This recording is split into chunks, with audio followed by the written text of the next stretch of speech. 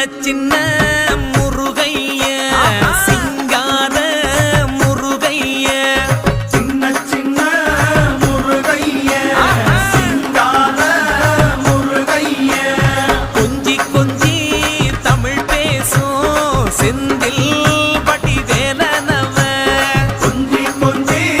தமிழ் பேசும் செந்தில் படி வேலனவ சின்ன சின்ன முருகைய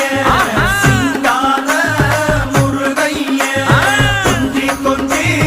தமிழ் பேசும் செந்தில் படி வேலனவ சுப்பிரமணிய சாமி என்பார், கார்த்திகேயன் என்பார்,